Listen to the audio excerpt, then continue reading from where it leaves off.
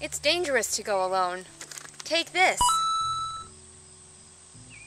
Hello, my fellow Amtgarders. Julian Greystoke here to talk to you about NPCing. What is NPCing? To be an NPC is to be a non-player character. A character in a quest who's not participating in the quest, but is in fact one of the people that the questers are going to meet. This term kind of comes from video game RPGs, where you'll encounter characters like villagers, which can give you information and important quest hooks. But with Amtgard, it's a little bit more complicated than that.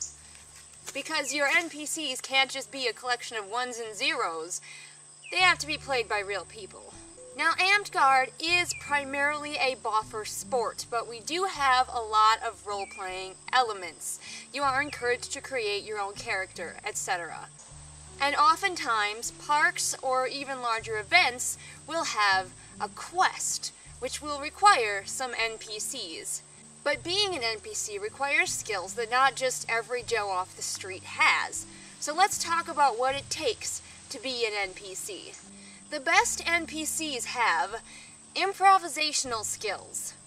Improv skills are super important. You have to be able to take what you're given and turn it into something even cooler.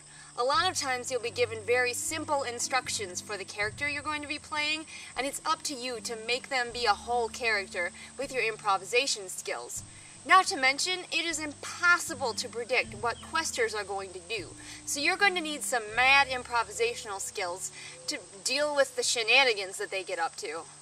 As an NPC, you've got to be willing to look and act silly. If you are easily embarrassed, NPCing is not for you. I moved my notebook, get over it.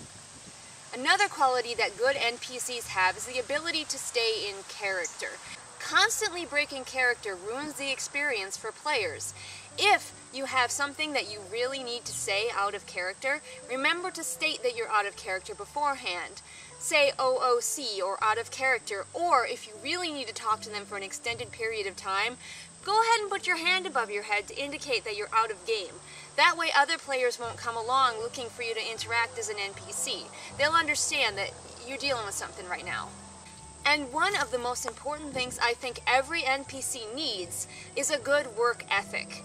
Being an NPC isn't a walk in the park. It's not super easy. It's a challenge, and you always have to be on. If you're just there to, kick back and enjoy the day, then you better quest, because if you're gonna NPC, you gotta bring your A game. So let's talk about the actual experience of NPCing. What's that gonna be like? Usually if you're going to be asked to NPC, it's going to happen one of two ways. Either the quest writer is going to approach you ahead of time and say, I have a character for you that I really want you to play. Take a look at it and tell me if you will.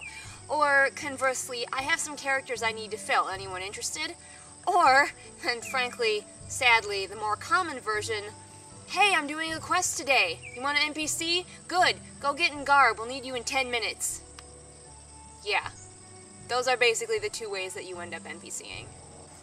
A good rule of thumb, if you NPC a lot, is to have some extra garb that you usually don't wear as your character.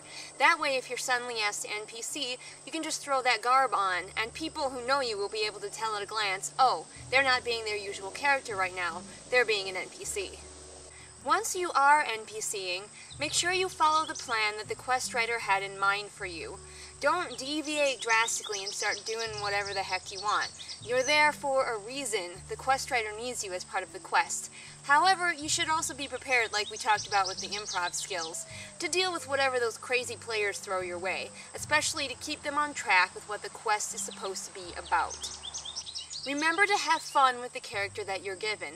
A lot of times you'll just be given a basic overview by your quest writer. So feel free to give that character a name if he doesn't have one. Give him a backstory if you weren't given one. Give him some likes and dislikes. Really add to the personality of this character you've been given. That can be one of the most fun parts. Let's talk about what I call quester brain for a second.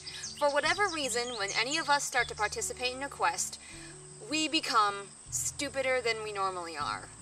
It happens to me too. Everyone suffers from quester brain. I don't know why, it's just a thing. Do you or someone you love suffer from quester brain? Call 1-800-huh? And get some answers. Or meet the old man by the waterfall. As an NPC, a lot of times you have to deal with quester brain. People who come up to your very simple task that you need them to do and are completely baffled by it. Just hang in there. Try not to dumb it down too much for them, because I feel like that can kind of take away from the immersion. Remember that they're there to quest, not just there to solve easy puzzles. But you gotta be patient with quester brain. It can be kind of frustrating sometimes, and we all suffer from it. Finally, the most important part about NPCing is to remember that you are one part of a larger story. You are key to the quester's immersion and fun. So always remember to enjoy yourself. NPCing doesn't have to be a chore, but also remember that you are there to facilitate the quester's day. You have a really important job to do.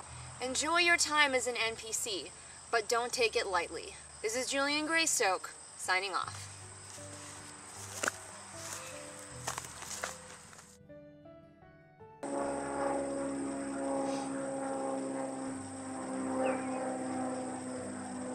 Airplane.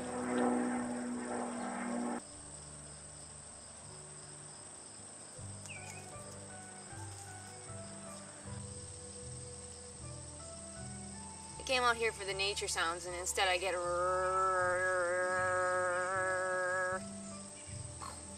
It's one of two ways. You're either, oh for fuck's sake, will you go away? There's two airplanes. There's two airplanes. Oh my gosh.